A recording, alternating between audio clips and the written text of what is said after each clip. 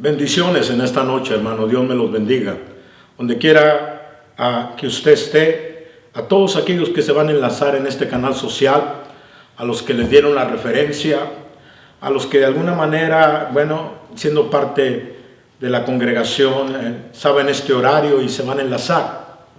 A los que lo van a hacer por primera vez, bendiciones. Y recuerden, este día Dios tiene un propósito para su vida. No importa la circunstancia que esté viviendo.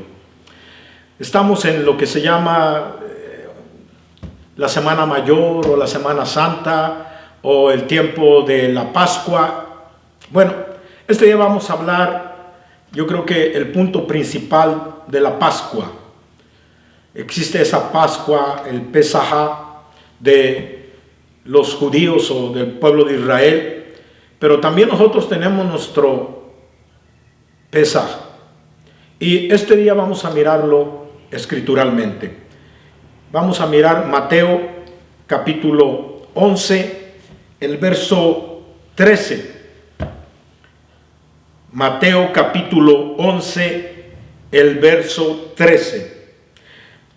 Y dice la palabra de Dios de esta manera: porque todos los profetas y la ley profetizaron hasta Juan. Voy a volver a reiterar este versículo.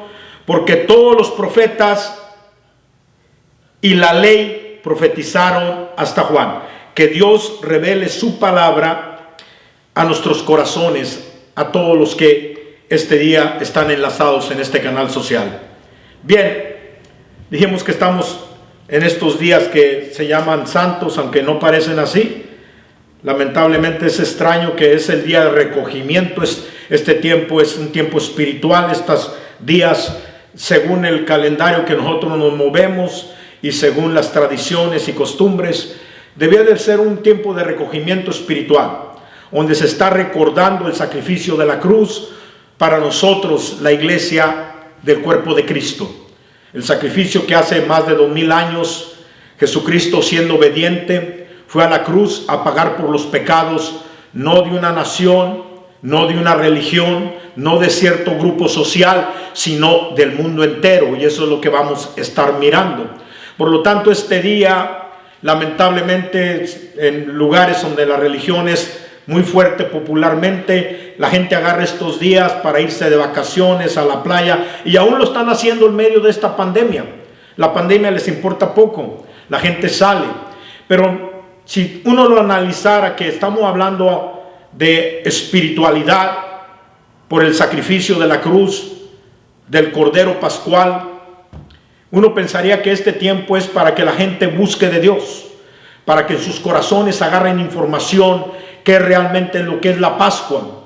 Y lamentablemente no nomás los religiosos, mucha gente aún del pueblo de Dios en este tiempo usa estos días para enfiestarse, cuando debíamos de estar en un recogimiento espiritual, en una meditación, en darnos cuenta si hemos entendido qué es la Pascua, si hemos entendido qué es el Cordero de Dios. De hecho, el título de este tema se titula ¿Quién es el Cordero de Dios? Voy a volver a repetir: ¿quién es el Cordero de Dios? Porque mucha gente quizás habla de Semana Santa, de Semana Mayor, de el Viernes Santo, etcétera, etcétera, pero ni siquiera saben quién es el Cordero de Dios, y ni siquiera saben lo que el Cordero de Dios vino a hacer a la tierra y por qué ese Cordero tenía que ser sacrificado. Y no saben ni siquiera la parte del Nuevo Testamento, ni saben cómo inicia esta festividad. Es una fiesta de Dios que Dios dejó para el pueblo de Israel. Bien, cuando nosotros miramos este versículo que Jesús cita a Juan, en su contexto, Jesús habla de Juan como un hombre importante.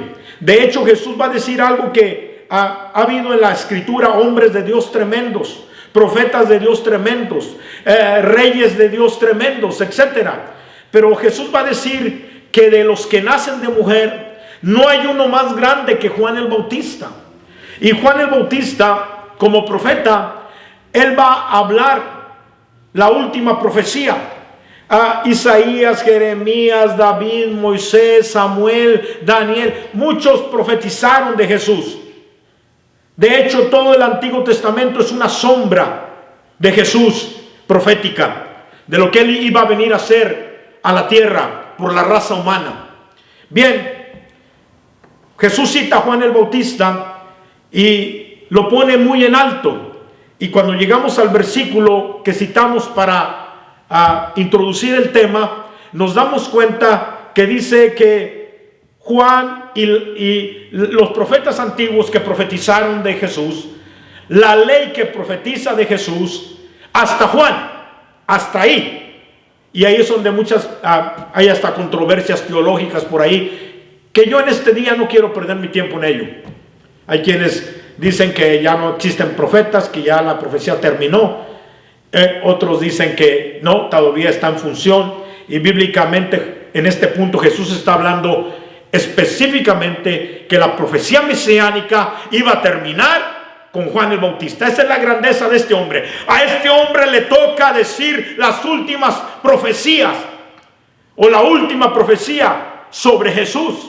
Y no nomás eso, a otros profetas que profetizaron de Jesús 100 años atrás, 200 años atrás, 400 años atrás, profetizaron sin conocer. Esta es la grandeza de Juan el Bautista, que Juan el Bautista profetizó sobre Jesús, pero le conoció, tanto así que es hasta pariente de Jesús, hablando de familiarmente, carnalmente.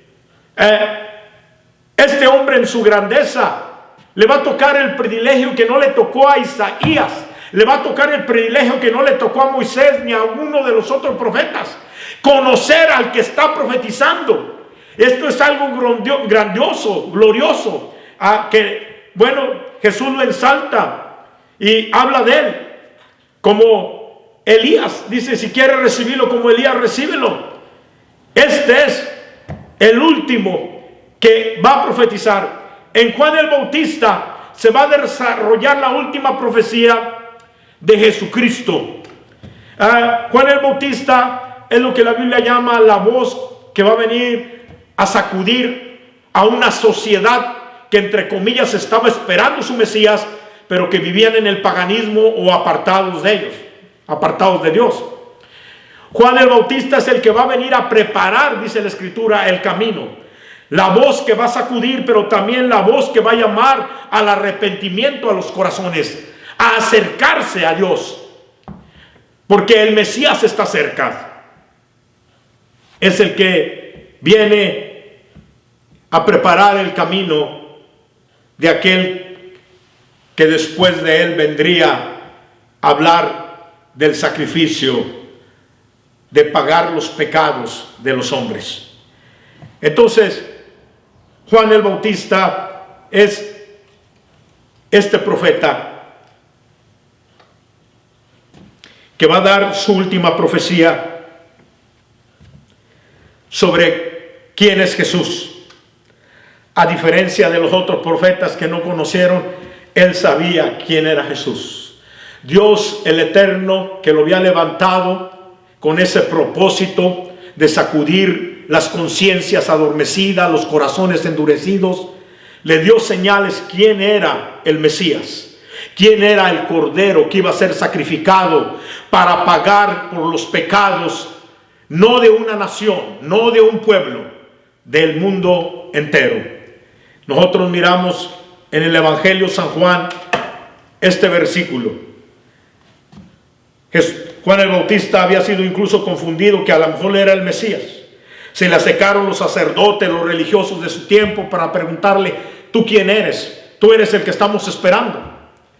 Y Juan Bautista les contesta que él no es, que él ni siquiera puede compararse, que él no es digno de abrochar sus zapatos, sus sandalias, que él no es sino la voz que clama en el desierto, recordándole a la gente que el Mesías está cerca. Y este día nosotros, la palabra de Dios también nos da ese privilegio, viviendo los últimos tiempos, como dice la Escritura, que a nosotros nos alcanzaron los últimos tiempos. También nos es necesario recordarle a la gente, ir sacudir sus maneras de vivir, sacudir su conciencia, sacudir sus corazones, invitarles a que abran sus ojos espirituales, a que se den cuenta que la venida del Mesías regresa a él a la tierra, no para ser golpeado ni sacrificado, sino ahora para regir a las naciones con vara de hierro. Y habrá quien se ría, y habrá quien piense que es una fantasía, y habrá quien lo crea. Pero eso va a suceder y no estamos ahí ya. Hora y día no se sabe, y la Escritura a nadie le da derecho, aunque hay unos atrevidos y aunque hay unos muy sabios que enumeran bien o que están cerca. Al final, la hora, el último segundo, solo está en la potestad del Padre, pero se nos invita por las señales dadas a estar preparados, a estar listos. Es tiempo de levantar la cabeza, es tiempo de despertar, es tiempo de buscar.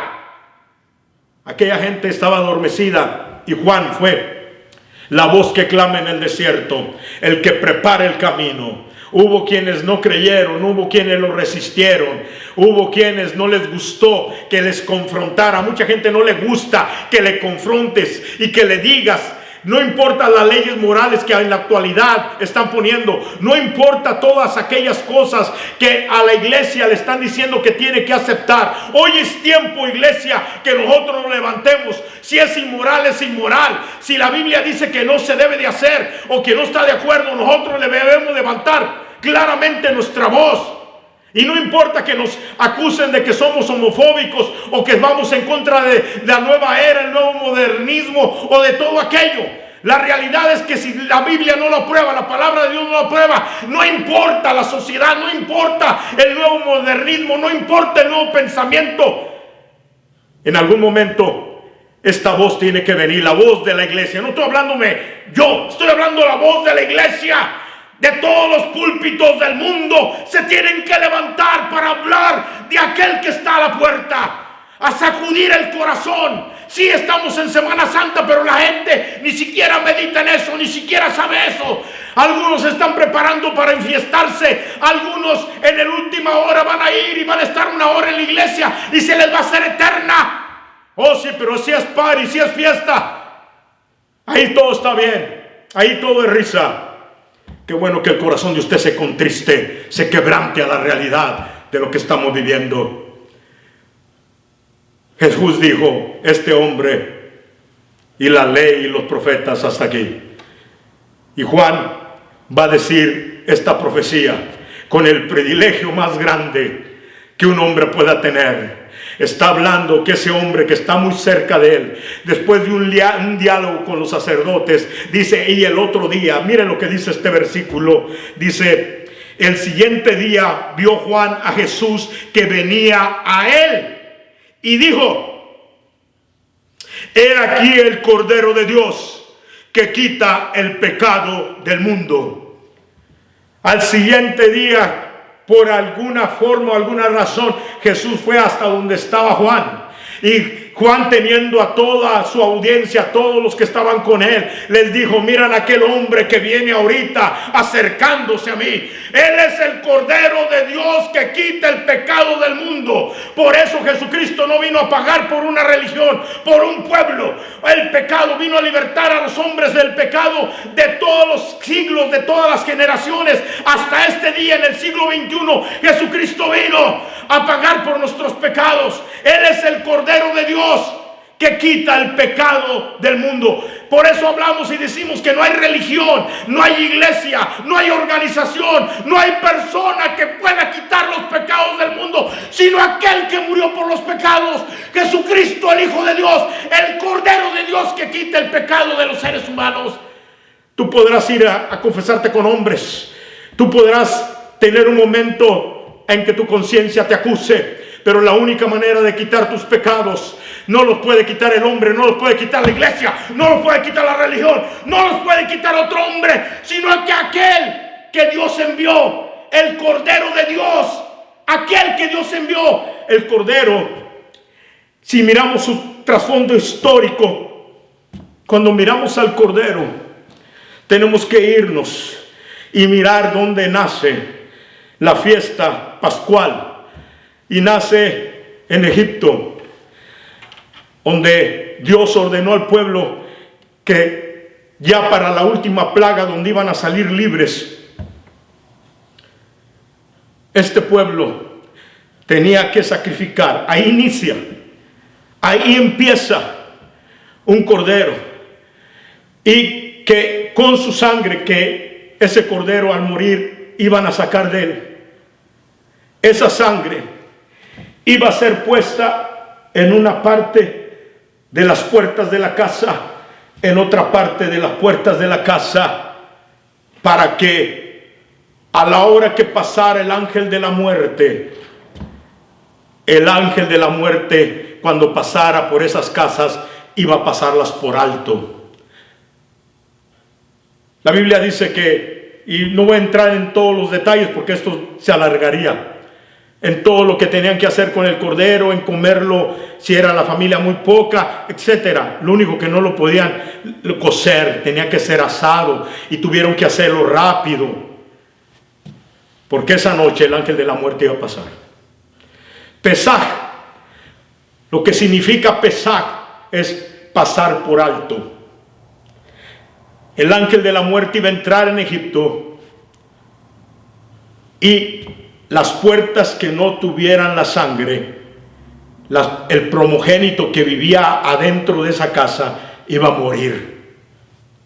Y las únicas casas que iban a tener vida, que iban a tener el perdón de la muerte, que no iban a morir el primogénito, eran las casas donde había sido sacrificado el cordero y había sido puesto en cada puerta la sangre a un lado, al otro, en los dinteles de la puerta.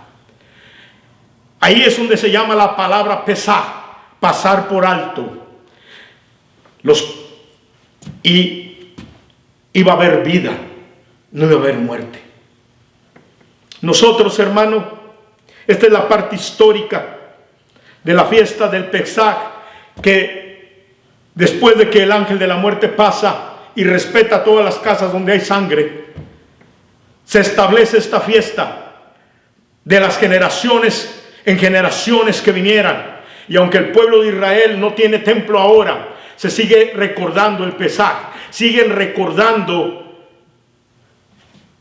la fiesta de los panes sin levadura, la fiesta que fue establecida a través del sacrificio de la Pascua, a través de pasar por alto los pecados. Y históricamente este pueblo, los años siguientes, estableció esta fiesta hasta hacerla una reunión anual, donde de donde quiera que estaban, bajaban para festejar la fiesta de Pesaj y enseñar a los hijos a que recordaran cómo Dios había pasado por alto sus casas y no había habido muerte del primogénito. Hasta este día se sigue recordando, y en estos días se está festejando. Pero también nosotros, hermano, tenemos nuestro Pesaj. También nosotros tenemos nuestro Pesaj, y el nuestro es a través de aquel que lo inauguró antes de ir, como el cordero que Juan el Bautista dijo: el cordero de Dios que quita el pecado. También nosotros, a través de Jesucristo, antes de que lo arrestaran, lo acusaran y lo llevaran a pagar por nuestros pecados, tenemos nuestro Pesaj. Y ese Pesaj, ese cordero, no fue un cordero animal como el cordero de Egipto, sino fue el cordero de Dios que quita el pecado del mundo. Jesucristo estableciendo, si para el pueblo de Israel queda de memoria el Pesaj de Egipto históricamente, para que lo tuvieran en memoria de la salida, donde Dios los libertó y pasó por alto y los sacó y los libertó. Nosotros, Jesucristo, estando en la última cena, en la preparación de ese Sabbat alto, el Sabbat, no el Sabbat semanal, sino el Sabbat anual, donde se preparaba el cordero, y estando Jesucristo en esa cena, establece algo para memoria. Y Pablo después lo dice claramente en su carta, donde se recordaría. Y Jesucristo dice, estando reunido con su grupo, les dio el pan y dijo: este es mi cuerpo, esta es mi carne, que será entregada por vosotros. Y después esto sucede y Jesucristo va a decir: sabes, tomen y beban. Y dice que bebieron la copa y dijo: esta es mi sangre que será derramada por el pecado de los hombres, para perdón del pecado de los hombres. Ahí se establece el Pesaj para la iglesia. Se establece la fiesta que normalmente cada vez que festejamos lo que se llama la mesa del Señor y compartimos el pan y el vino simbólicamente, recordamos lo que Jesucristo vino a hacer a la tierra como el Cordero de Dios que quita el pecado del hombre. Por eso, querido hermano, amigo, yo no sé cuál sea tu filosofía, tu creencia en la religión. La religión no salva, no hay hombre que salva, sino el que pagó por nuestros pecados. El apóstol Pedro escribe y dice allá en su carta que nosotros fuimos rescatados, que por el rescate de nosotros no se pagó ni plata ni oro, sino se pagó para rescatarnos la sangre preciosa como de un cordero, el simil igual a Jesús, el Cordero de Dios que quita el pecado. O sea, tú fuiste rescatado de tu manera de vivir. Tú estabas esclavo, muerto, y el Pesaj, el sacrificio de Cristo, igual que el sacrificio del Cordero en Egipto, que dio vida al primogénito, a usted y a mí nos dio vida cuando estábamos muertos en delitos y pecados. Él es el único que da vida. Jesucristo dijo: yo he venido para que tengas vida y vida en abundancia. Las palabras que yo hablo son espíritu y son vida. Eso es lo que Jesucristo vino a hacer por usted en la cruz del Calvario, a pagar como el Cordero de Dios que quita el pecado del hombre. Él es nuestro Pesaj. Y también nos invita a que lo recordemos y que anhelemos un día estar con Él. Jesucristo fue sacrificado. La Biblia dice que el Cordero fue sacrificado, era sacrificado entre las 2 tardes. Esto es tremendo cuando tú lo miras escrituralmente. Jesucristo es sacrificado entre las 2 tardes. ¿Cuáles son esas 2 tardes? Cuando tú lo examinas bíblicamente, está hablando de 12 del día a 3 de la tarde, y de las 3 de la tarde a 6 de la tarde. Ahí están las 2 tardes. Y cuando tú lo miras bíblicamente, la Biblia dice que como la hora novena, y la hora novena es las 3 de la tarde, Jesucristo fue a la cruz del Calvario a pagar por nuestros pecados, por tus pecados. Si tú estás en pecado, el único que puede quitar tus pecados se llama Jesús.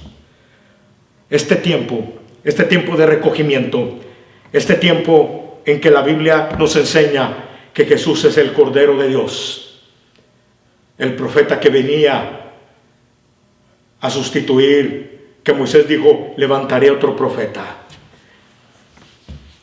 Ese profeta, Jesús, dice que las profecías mesiánicas hasta Juan terminaron.